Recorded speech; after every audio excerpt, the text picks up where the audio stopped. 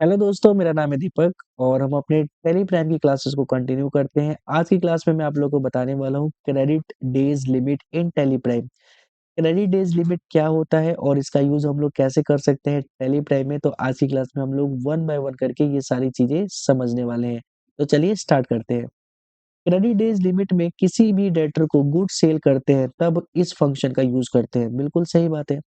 जब हम किसी कस्टमर को या फिर बोल सकते हैं डेटर को क्रेडिट पे गुड्स को सेल करते हैं, तब हमें क्रेडिट डेज़ लिमिट लगानी पड़ती है, ठीक है? सेकंड पॉइंट में लिखा हुआ है कि क्रेडिट डे लिमिट का यूज़ हम इसीलिए करते हैं ताकि हमें वार्निंग मैसेज मिल सके या फिर बोल सकते हैं अलर्ट मैसेज मिल सके, जब हम किसी भी कस्टमर को दोबारा सेल करें तो, ठीक है? तो दोबारा सेल करने के टाइम पे हमें एक अलर्ट मैसेज चाहिए, तब हम एक क्रेडिट डेज़ लिमिट का यूज़ कर सकते हैं। ठीक है? जब हम क्रेडिट पर सेल करते हैं और क्रेडिट डे लिमिट हमने लगा दिया होता है 30 डेज़ का, अगर हमें 30 डेज़ में पेमेंट नहीं मिलता है, तब हम जब दोबारा से सेल करते हैं, तो हमें एक अलर्ट मैसेज मिलता है और यही अलर्ट मैसेज जो होता है, ठीक है? क्यों मिलता है? क्योंकि हमने इसमें क्रेडिट डेज़ लिमिट लगाया होता है, ठीक है? कई बार कस्टमर हमें बोल के तो जाते हैं कि इस महीने के एंड में मैं पेमेंट कर दूँगा। हमने उसका क्रेडिट डेज़ लिमिट लगा दिया इस मंथ के एंड तक का और वो नेक्स्ट मंथ आता है और इस मंथ के एंड में उसने पेमेंट किया ही नहीं होता है और नेक्स्ट मंथ दोबारा से आ जाता है सामान लेने के लिए। तो हम चाहेंगे कि एक हमें वार्निंग मैसेज या फिर अलर्ट मैसेज मिले, इसीलिए हम लोग क्रेडिट डेज़ लिमिट लगा देते हैं, ठीक है?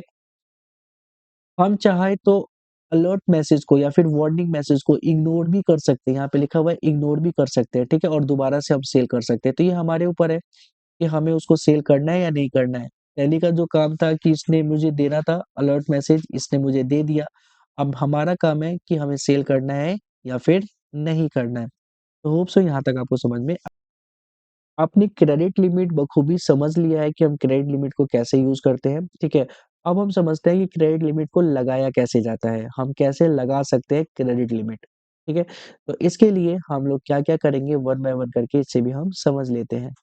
आप फर्स्ट पॉइंट को देख सकते हैं कि क्रेडिट लिमिट को लगाने लगाने के लिए हमें सबसे पहले गेटवे ऑफ टैली पे रहते हुए F11 प्रेस करना है, ठीक है? और F11 प्रेस करने के बाद हमें क्या-क्या ऑप्शन देखने को मिलेगा?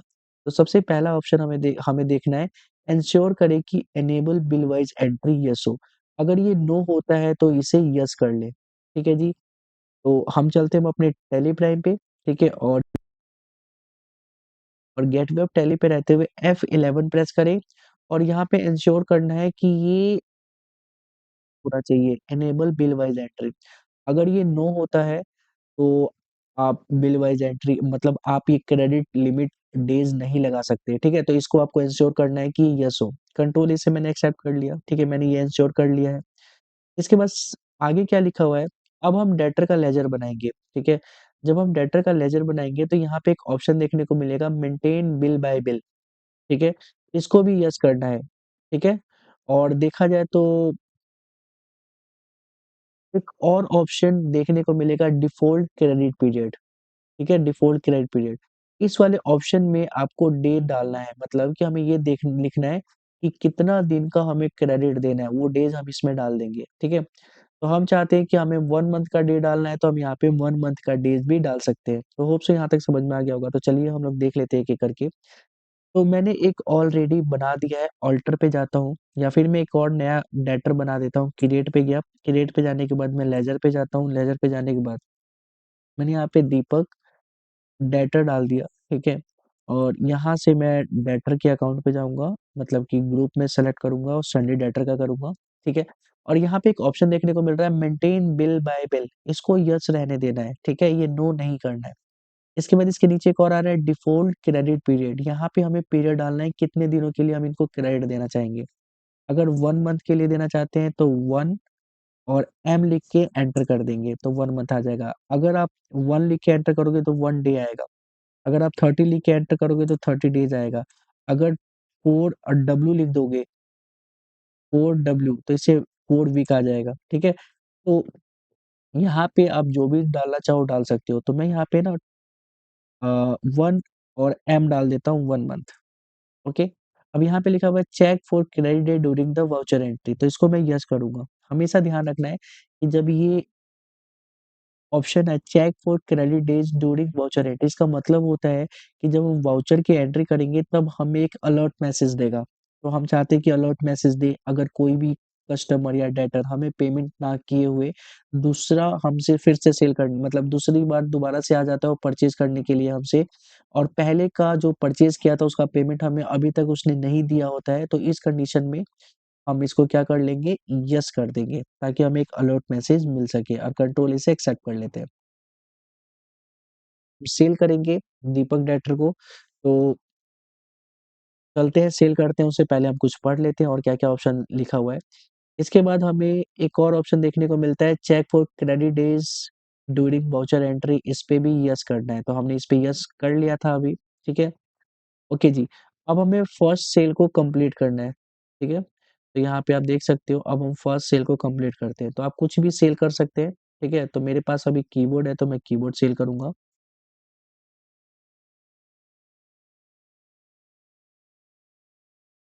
ठीक है? तो कीबोर्ड को मैं सेल करने जा रहा हूँ, तो इसके लिए मैं क्या करूँगा, वाउचर्स पे जाऊँगा, वाउचर पे जाने के बाद अब यहाँ पे देखिए सबसे पहले पार्टी अकाउंट नेम में आरती डेटर, कैश, दीपक डेटर, तो दीपक डेटर पे मैं क्लिक करता हूँ और इनको मैं क्या सेल करूँगा, तो कीबोर्ड, ठीक है? तो अब मैं यहाँ से कंट्रोल से एक्सेप्ट कर लेता हूँ। मैंने यहाँ पे कंट्रोल से एक्सेप्ट कर लिया है और यहाँ से मैं सेल ऑफ करता हूँ। यहाँ पे स्पेस दबा के आपके पास जो भी स्टॉक आइटम है, तो यहाँ से आप स्टॉक आइटम देख लें। मेरे पास कीबोर्ड है तो कीबोर्ड को मैं सेल करूँगा, कितना पीस, तो 10 पीस सेल करूँगा, ठीक है?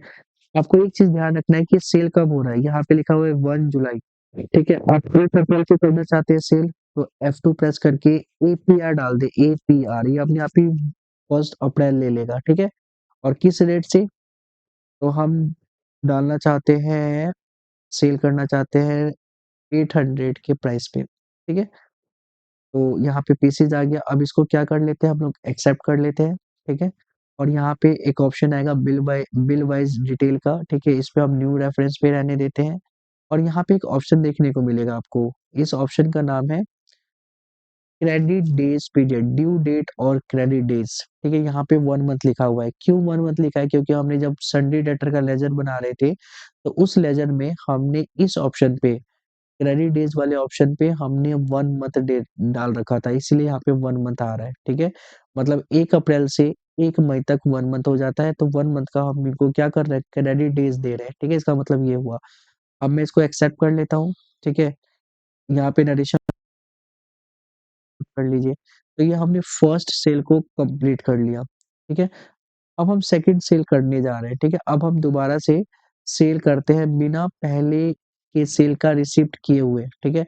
अब हम दोबारा सेल करेंगे। तो जब हम दोबारा सेल करेंगे तो हमें ये देखना है कि क्या हमें एक अलर्ट मैसेज, आप ये देखोगे क्या हमें एक अलर्ट मैसेज प्राप्त हो रहा है? तो चलिए देख लेते हैं। तो यहीं पे हम F2 प्रेस करेंगे सबसे पहले रहते हुए और F2 पे हमें क्या करना है, यहाँ पे जैसे फर्स्ट अप्रैल को फर्स्ट सेल किया है ना, तो अब हम जुलाई को करते हैं, तो मैं यहाँ पे जुलाई डाल देता हूँ, JUL, और जैसे ही मैं एंटर करता हूँ, ठीक है? और यहाँ से मैं सेलेक्ट कर लेता हूँ दीपक डेटर।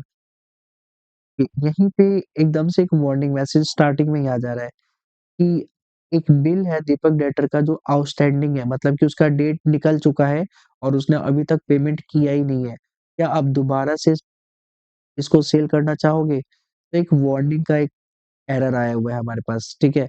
तो अगर आप दोबारा कभी भी सेल करना चाहते हो, तो कोई भी की प्रेस कर दो, सेल होने लग जाएगा, कोई दिक्कत नहीं है। लेकिन अगर ये एरर मैसेज आता है, तो आप एक तरह से अलर्ट हो सकते हो कि हाँ जी, अल अभी हमें इसको सेल नहीं करना है, ठीक है? तो मुझे तो दोबारा से सेल करना है, तो मैं एंटर करके मैं आगे की तरफ चलता हूँ, ठीक है? और सेल लेजर पे जाके दोबारा सेल करता हूँ, ठीक है? और यहाँ से मैं दोबारा से कि मेरे पास एक ही आइटम है, कीबोर्ड ही है, तो मैं कीबोर्ड दोबारा से सेल करता हूँ। 10 पीस सेल करता हूँ और इस बार 1000 के हिसाब से सेल करता हूँ, ठीक है? और इसको मैंने एक्सेप्ट कर लिया, ठीक है? तो इतना कर लेने के बाद अब हमें देखना है कि क्या जब हम सेल करते हैं और हम डेट बाद में डालते हैं, मतलब मान लो कि अब दोबारा से अगर हम दीपक डेटा को करेंगे तो दोबारा से हमें वही वार्निंग मैसेज आएगा। देखो, अगर हम F2 दबा के और 1 सितंबर को SEP 1 सितंबर को सेल करेंगे दीपक डाइटर को। ठीक है? यही मैसेज हमें मिलेगा। लेकिन क्या हो कि हम लोग डेट बाद में डालें, कई बार बनते हैं और बोलते हैं कि सर हमें तो अलर्ट मैसेज मिला ही नहीं। तो इस वाउचर पे हो आप, ठीक है, और सेल पे जा रहे हो, ठीक है, और यहाँ पे मान लो पहले से जो डेट है वो 1 जुलाई का ही है, देख सकते हो। इसमें दबा के 1 जुलाई डाल देता हूँ या अप्रैल डाल देता हूँ, ठीक है। और यहाँ से हमने ले लिया दीपक डेटर, जिसको हम सेल कर रहे हैं, ऑलरेडी हमने 2 बार सेल कर दिया है। तो आप देखोगे कि कोई भी अलर्ट मैसेज नहीं आ रहा है, ठीक है। और अब दोबारा F2 पे जाके मैं 1 नवंबर कर देता हूँ, ठीक है, स्टिल हमें कोई भी अलर्ट मैसेज नहीं आएगा क्योंकि आपने बाद में डेट डाला है, जबकि डेट को हमें सबसे पहले डालना चाहिए, ठीक है। तो अभी अलर्ट मैसेज हमें नहीं आ रहा है, हम दोबारा से सेल कर सकते हैं।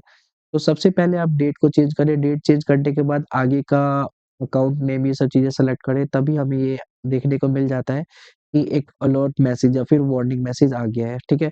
तो मैसेज देख सकते हैं, मतलब कैसे हम लोग क्रेडिट डेज़ लगा सकते हैं, क्रेडिट डेज़ लिमिट लगा सकते हैं, ठीक है। अगर यहाँ पे अलर्ट मैसेज आ रहा है तो आपने क्रेडिट लिमिट लगा दिया है, मतलब क्रेडिट डेज़ लिमिट लगा दिया है, ठीक है। तो होप सो आपको समझ में आ गया होगा क्रेडिट डेज़ लिमिट को कैसे लगाया जाता है। बाकी अब हम मिलते हैं हम अपने नेक्स्ट क्लास में कुछ नए टॉपिक के साथ। आज की क्लास के लिए बस इतना ही। तब तक के लिए टाटा, बाय बाय।